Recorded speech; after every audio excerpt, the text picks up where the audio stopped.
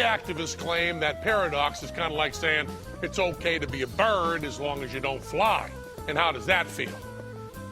We'd ask a penguin, but she seems to be a little busy right now. Hey, there's our friend Sabina, walking the streets of Rome.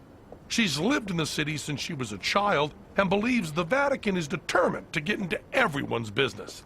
They are in the news every day saying what the Pope thinks about everything, about each law, about private life of citizen, lots of declaration against gay people, against people which are not married. So they are like Islamic, basically.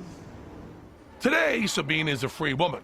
But for a while, it appeared her headline-making criticism of the Vatican would land her in an Italian prison. When I gave this speech in the square, I attacked many powers in this country, but the church was one of them, and the church was furious for what I said. That's because Sabina's speech involves some blasphemous commentary, which we'll translate for you later on. But why would the Vatican make such a point of going after a satirist? What they wanted to show is something, like I said, couldn't be unpunished. But why? Isn't Italy a democratic republic, you know, a free country?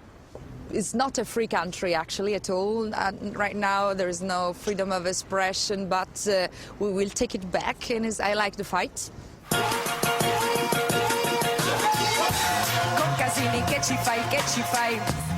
And we followed Sabina into her next battle, a one-woman show that very night before a sold-out crowd. Here, she will bravely revisit her controversial remarks that got her into trouble before. But Sabina is not the only one the Vatican would like to silence. I'm Jewel Castex, survivor of sexual abuse in the Catholic Church.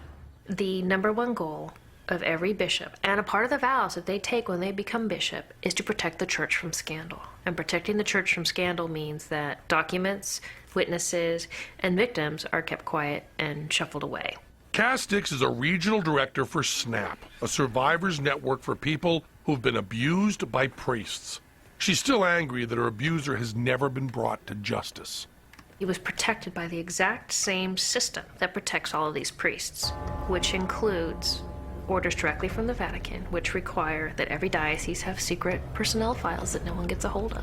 Those files are kept on every priest ever accused of sex abuse against a child. They're kept confidential, not to protect the victim, to protect the priest. Yeah, fuck! The greatest hypocrisy in the church today is that child protection is not the most important thing. Patrick J. Wall, senior consultant, law firm of Manley and Stewart.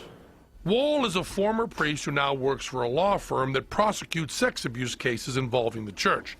His firm's been swamped since the bombshell discovery of a secret Vatican document in 2003. It's called the crime of enticement, which they discreetly write in Latin. Crimen Solicitationis is an interesting document published in 1962 and is an order to all archbishops, bishops, cardinals, and heads of religious orders on how to exactly deal with an accusation of childhood sexual abuse by a cleric. So, how did this confidential document come to light? Did Jesus return and expose the Vatican's little secret? There was a priest on the west coast here of California who was being accused of sexual abuse of a minor. And in a way to try to get back at the church, he got one of his buddies who was in the congregation in Rome to give him a copy of the document. And then he gave it to a lawyer, and from there, it took off. Why all the excitement? Because the document contains actual proof of an organized Vatican cover-up. Specifically, this little McNugget. Anyone involved in a sex abuse investigation, the accuser and the accused, are to be restrained by a perpetual silence in all matters and with all persons under the penalty of excommunication. That's Vatican for shut your fucking mouth or go to hell. The only way to really go after the Vatican is through the civil lawsuit system. You touch their money and you will get their attention. All of a sudden now, we have an opening that never existed in history. Through the courts, we now have the ability to sue the Holy See. This direct legal threat has led to the church offering half-hearted mea culpas. During a trip to the U.S. in 2008, Pope Benedict said this. I acknowledge the pain which the church in America has experienced as a result of the sexual abuse of minors. So the Pope says our church feels bad because children got abused. Not, here's what I'm doing to stop my employees from raping your kids. But in Joelle's mind, the whole apology thing was just a big PR stunt.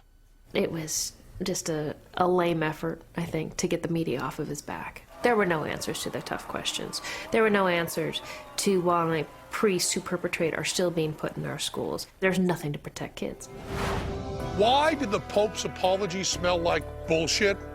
Because he himself ordered the cover-up. That's right. Before he became Pope, Cardinal Joseph Ratzinger served as prefect of the Congregation for the Doctrine of the Faith, during which time he issued a confidential order to every bishop that all sex abuse investigations were to be kept top secret for up to 10 years after the victim reached adulthood, upon penalty of excommunication. You heard right. 10 years after the victim reached fucking adulthood. You're probably wondering, gee, if the Pope did that, why isn't he under some sort of investigation? The answer? In 2005, the Pope was granted immunity from liability in any sex abuse cover-ups in the U.S. by President George W. Bush. But perhaps nothing has provoked more outrage in the international community than the Vatican's unwavering condemnation of condoms, even in the face of overpopulation and AIDS. The idea that the Vatican stands in the way of the protection that people need is morally and ethically just profoundly wrong. My name is John O'Brien, and I'm the president of Catholics for Choice. O'Brien's organization represents the millions of Catholics who disagree with Casti Connubii, the Vatican's rule book on contraception. Casti Connubii was introduced, it's an encyclical from the bishops in the 1930s. What it basically did was it said you couldn't use diaphragms and condoms because that's what they basically had available at that time. Those forms of contraception directly violated the Vatican's rule that every sex act must potentially lead to the transmission of life. But then came Vatican II, where the Mass went from Latin to English, but the fucking with no contraceptives stayed the same.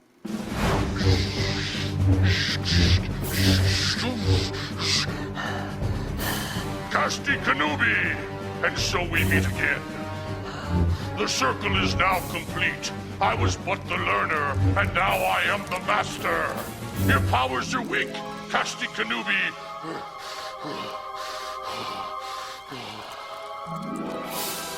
I cannot be your father, Luke. They thought that if they said, you know, we've changed our minds, we got this wrong, we're going to allow contraception, they thought that Catholics would say, well, we want to change everything and anything about the church. They don't really trust the people. That's one of the problems. I'm Robert Blair Kaiser, member of the Vatican Press Corps since 1962. They don't give the average Catholic a lot of credit for having any kind of common sense at all, or even a sense of morality. And yet trust themselves to